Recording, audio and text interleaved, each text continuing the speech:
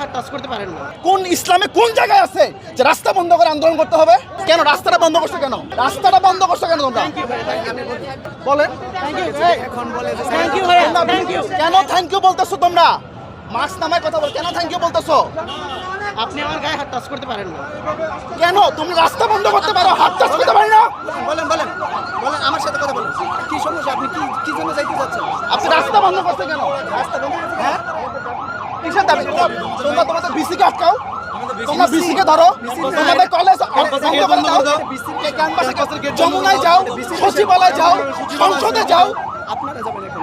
কেন আমরা কেন যাবো? এই যে রাস্তা আমরা ভাত কামাই করে খাই, আমরা কামাই করে খাই, বাবার টাকা খাই না, বাবার টাকা খাই নাকি? আমরা যাবো আমার শত্রুতা নাই, শত্রুতা নাই। তুমি চিল্লাও শুনেন ভাই, মানে তোমরা কি হয়ে গেছো? বিসমিল্লাহ বলে রাস্তা বন্ধ করে দিবা?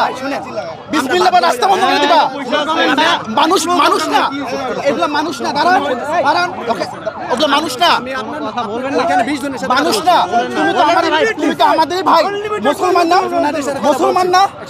বিশ্বনবী কি বলছে? রাস্তা বন্ধ করে আন্দোলন করো। টুপি পরে আসো, দাঁড়িয়ে রাখছো। কোন ইসলামে কোন জায়গায় আছে যে রাস্তা বন্ধ করে আন্দোলন করতে হবে? তরবার নিয়ে নেমে যাও, শহীদ হও। বুখারী শরীফে আছে প্রত্যেককে তার দায়িত্বশীলতার মানে তার অবস্থান থেকে দায়িত্বশীল। এটা কি অবস্থান? তোমার অবস্থান রাস্তায়?